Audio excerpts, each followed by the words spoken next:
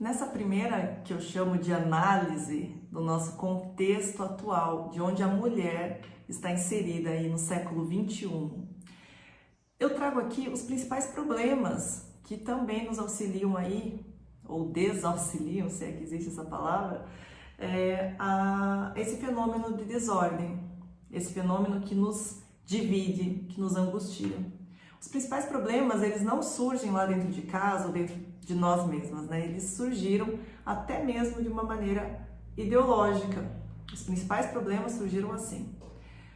A mulher, e a gente não pode negar isso, ela conquistou uma liberdade. Ela conquistou uma liberdade que precisa, segundo nos dizem, ser cultivada a qualquer preço. Existe uma frase que diz que só se é livre de verdade quando você consegue neutralizar tudo aquilo que te faz mulher. E você acaba virando um macho mal acabado, como diz Nelson Rodrigues. Porque nós não temos a força do homem, nós não temos certas habilidades do homem, mas a gente também precisa neutralizar aquilo que nos faz mulher, as nossas próprias habilidades, que inclusive, se fossem bem trabalhadas, poderiam, né, ou incentivadas, poderiam ser melhor aproveitadas no nosso trabalho fora de casa. A nossa geração, ela foi firmada por essa mentalidade de liberdade e que nós só conseguiríamos essa liberdade no mercado de trabalho. Quem aí já ouviu? Trabalhe para você nunca depender de homem algum.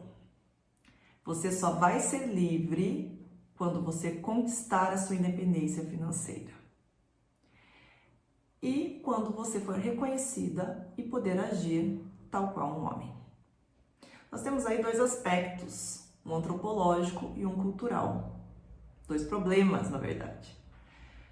O antropológico é que muito disso vai contra a própria natureza humana.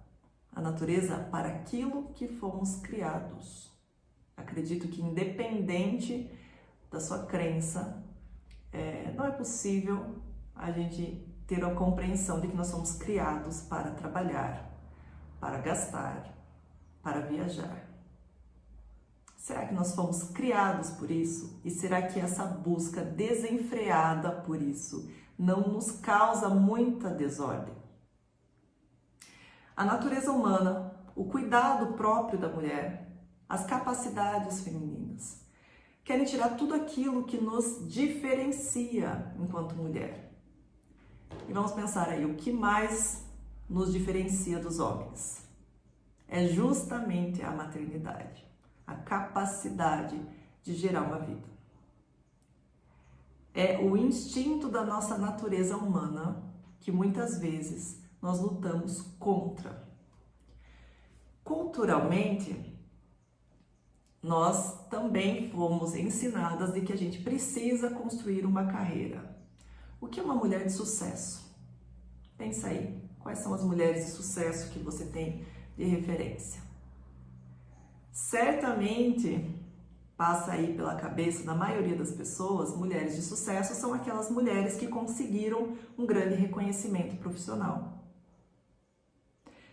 Dificilmente são citadas como mulher de sucesso aquela que, com pouco salário do seu marido, consegue ordenar uma casa, consegue administrar o que precisa naquela casa, consegue educar bem seus filhos.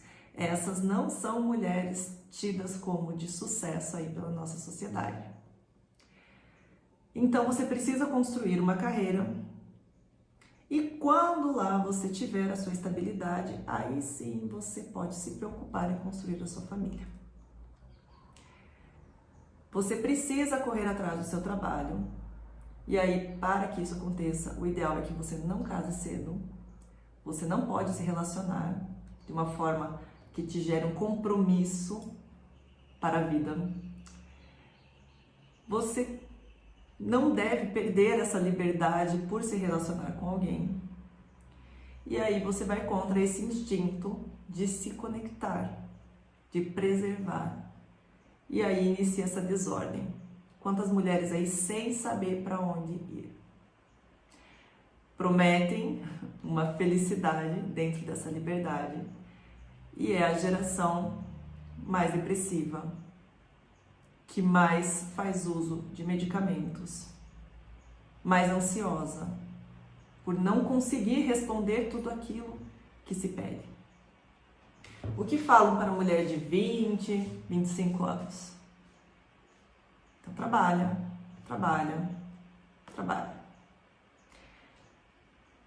Por quê? Será que a nossa geração descobriu algo tão maravilhoso que as gerações anteriores, todas as gerações que já existiram, não descobriram?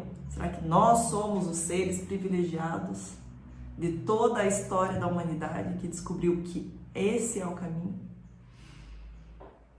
Será que as mulheres de repente acordaram e decidiram: não queremos mais ter filhos, não queremos mais construir família e nós queremos trabalhar? Realmente isso aconteceu, esse pensamento aconteceu. E ele aconteceu porque existe uma ideologia por trás. Uma ideologia que ganhou terreno e meios de ação, sobretudo a partir da década de 60, quando foi utilizada como uma ferramenta para atomização social por grupos de interesse. Então, essa ideologia, que é bem conhecida da gente, né? A ideologia feminista, ela, nessa segunda onda, porque a primeira onda, ali em 1920, ela foi criada baseada na família. As mulheres tinham vontade de lutar, direito ao voto, para auxiliar inclusive situações familiares. Mas elas não tinham essa vontade de erradicar a natureza feminina. Mas veio essa segunda onda em 1960, que entende que o lar é uma prisão. Ela tem uma agenda, que essa agenda, diferente do que a gente pensa, não é para que a mulher possa conquistar a sua liberdade, a sua igualdade. Ela também não é uma guerra somente contra os homens. Ela é uma guerra contra o casamento. Ela é uma guerra contra a maternidade. E essa ideologia, ela entrou na esfera educacional, ela entrou na mídia, e ela trouxe uma ruptura daquilo que é chamado de traditio, a tradição. E o que é a tradição? É a entrega do saber de uma geração para outra.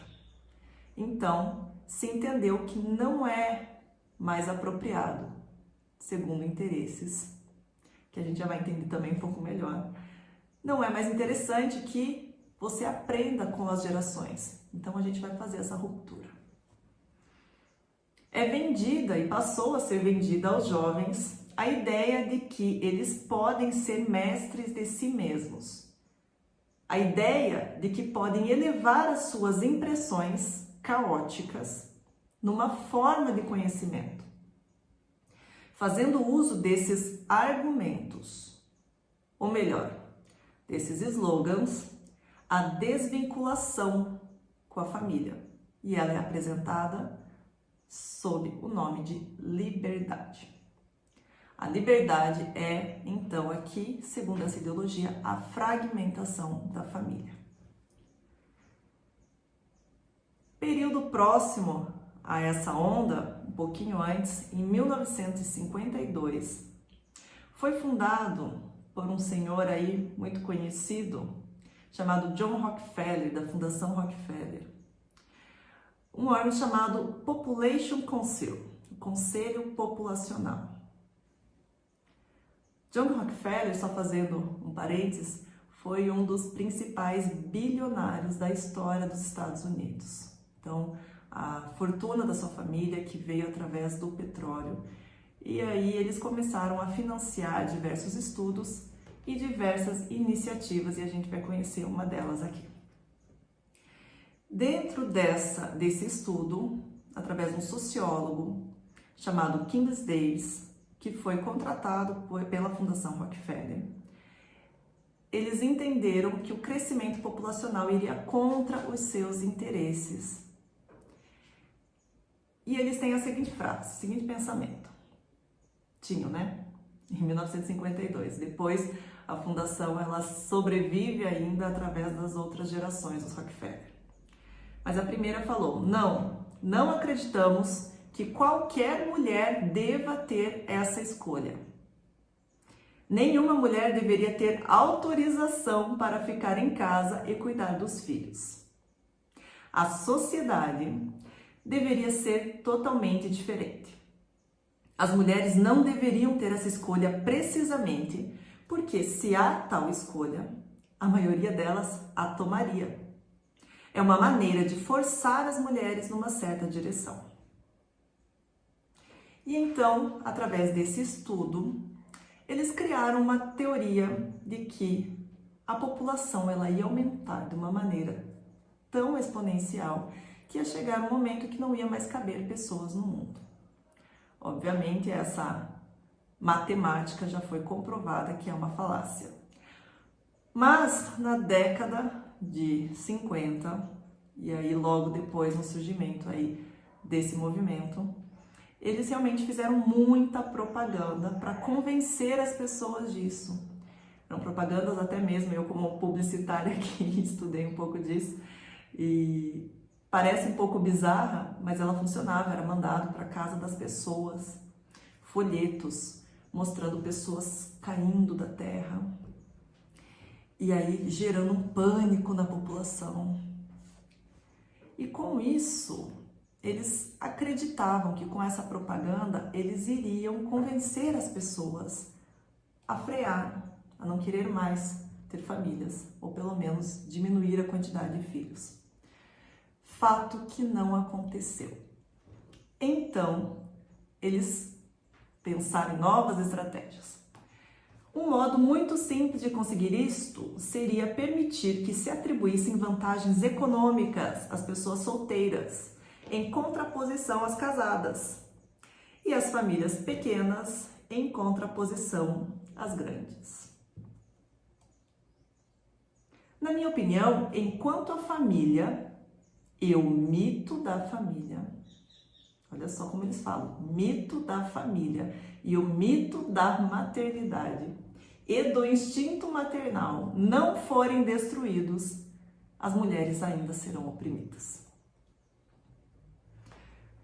E apesar de toda essa propaganda, as mulheres ainda respondiam ao chamado à sua natureza. Então se criou, se financiou o que a gente chama hoje da cultura contraceptiva. Eu não estou falando aqui dos métodos contraceptivos, eu estou falando da cultura, embora eles também financiaram a criação dos métodos como o DIU. Eles financiavam e esterilizavam mulheres à força. Mulheres que iriam para as clínicas terem seus filhos e elas saíam de lá com um filho e com uma laqueadura que elas não sabiam. E muitos dos seus financiamentos na América Latina e no Brasil. Apesar dessa cultura, apesar dessa propaganda, olha só como essa questão da resposta ao chamado para o qual nós fomos criados, a nossa natureza, as mulheres ainda assim queriam ter filhos. E aí se criou uma outra estratégia. Então a gente vai convencer agora as mulheres a terem filhos mais tarde. Porque quanto mais tarde ela começa, menos filhos ela vai conseguir ter. É uma questão matemática. Tem um estudo de 2003 que saiu na revista New York Times. E eles estavam perguntando onde estavam as mulheres. Eles chamam de a revolução do abandono. Muitas mulheres que já estavam no meio acadêmico, estudando, uma vida profissional, com grande ascensão na carreira, de repente muitas mulheres sumiam do mapa. Onde é que estão essas mulheres?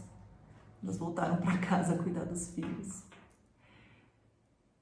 E esse estudo mostrou que muitas mulheres, mesmo com toda essa promessa aí do que a gente falou lá no começo, essa promessa de ser uma mulher de sucesso, muitas não estavam mais dispostas a investir o tempo necessário para se chegar ao topo. Algumas conseguiam, mas a relação que eles faziam das mulheres que conseguiam era que quanto mais bem-sucedida, menos filhos se tinha. E aí também se identificou a geração das mulheres sobrecarregadas. As mulheres que queriam dar essa resposta a esses dois chamados. E chegou uma nova geração também chamada por uma revista americana, a geração do remorso. Tem uma revista chamada Working Mother e ela se orgulha em ajudar as mulheres. Ela se orgulha em ajudar as mulheres a equilibrar trabalho e família.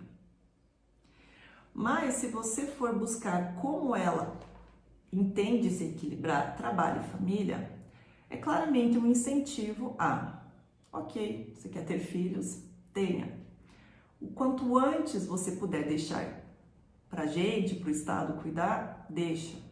Então, as políticas, para que as crianças vão cada vez mais cedo para a escola e que fiquem cada vez mais tempo, tem um incentivo também para que isso aconteça, porque, segundo eles, é a forma da mulher conseguir esse equilíbrio entre trabalho e família. Ou seja, deixa que alguém cuide dos seus filhos e você continua trabalhando. Essa revista ela gerou várias capas porque percebeu que começou a gerar uma mentalidade de remorso. Que mãe aí que precisa trabalhar, que deixa seu filho o dia inteiro longe e que fica completamente tranquila em relação a isso. E aí ela começou a responder para essas mães. Nunca mais se sinta culpada, eram as capas da revista, as matérias. Esse cenário aqui de remorso, culpa e como conciliar e desordem, eu senti tudo na pele. Logo que eu tive minha primeira filha, eu precisei reorganizar toda a minha vida. Eu estava morando no centro de São Paulo, eu tinha um trabalho, um ritmo de trabalho muito intenso. E eu acreditei que eu ia conseguir conciliar isso, mas eu sabia que uma mudança teria que acontecer. Eu voltei para a minha cidade, no interior, e eu pensei, agora eu vou conseguir conciliar, porque eu fiz essa mudança, eu estou num local mais próprio para eu criar minha filha, mas eu vou continuar atendendo os clientes fora, eu vou continuar trabalhando da maneira que eu costumava trabalhar. Engravidei pela segunda vez, a minha pequena tinha 1 ano e meio, e eu falei, agora eu vou aproveitar esse tempo que eu vou ficar mais em casa e vou começar a pensar num outro negócio. E eu pensei, convenci meu marido a ser meu sócio, e aí a gente criou uma empresa para trabalhar juntos, e eu pensei, dessa maneira eu vou conseguir trabalhar e estar com a minha família de uma forma mais fácil de conciliar. E o que aconteceu? Eu tinha uma empresa começando que precisava dos meus esforços, eu tinha uma outra empresa que é uma agência de publicidade, e eu tinha 2 filhas pequenas e uma família para cuidar. Eu dava conta, até eu perceber as consequências. As filhas começaram a crescer e eu comecei a sentir a falta que a minha presença estava fazendo. Não só pela culpa de eu ver algumas coisas acontecendo com elas, eu pensando onde é que eu estava, quando ela começou a andar, quando até mesmo o que ela tinha comido durante o dia, mas não era só isso. Eu comecei a perceber que elas estavam sentindo falta, precisavam, e a minha família precisava dessa atenção. Quando eu engravidei pela 3ª vez, eu já tinha um pouco mais essa compreensão e eu tentava ir reduzindo o ritmo. Mas eu fui forçada a mudar de vez quando veio a pandemia e eu me vi em casa, grávida pela 4ª vez. Durante a pandemia ainda tive a minha filha. Sem ajuda em casa, não tinha uma pessoa que iria me ajudar. Meu marido saía trabalhar e eu ficava sozinha com uma recém-nascida, outras 3 crianças, estudando em casa, e eu precisava ainda responder os meus clientes e dar conta da casa, do almoço, do jantar, do lanche da tarde, das roupas, das louças, enfim. E ao contrário do que possa parecer, porque ter uma agenda corrida e cheia de coisa era algo que não me assustava. Mas aquele tipo de atividade começou a me fazer pensar: olha só, eu gostei de ficar em casa. Eu só preciso me reorganizar para isso. E aí eu comecei a estudar um pouquinho mais. Como que eu poderia me reorganizar? Não para que eu pudesse voltar a conciliar e trabalhar tanto quanto antes, mas para que eu pudesse ficar mais em casa, para que eu pudesse ficar com mais presença no tempo que eu tinha com eles e ter mais presença e organização no tempo que eu precisava sair. Então, foi através desse problema, desse momento de muita reflexão, que eu acabei começando a desenvolver esse método. E aí vieram alguns auxílios, e que nos próximos vídeos eu vou explicar um pouco melhor como foi. Me ajudou a hoje eu poder dizer para vocês: eu consegui. E se eu conseguir, você também vai conseguir.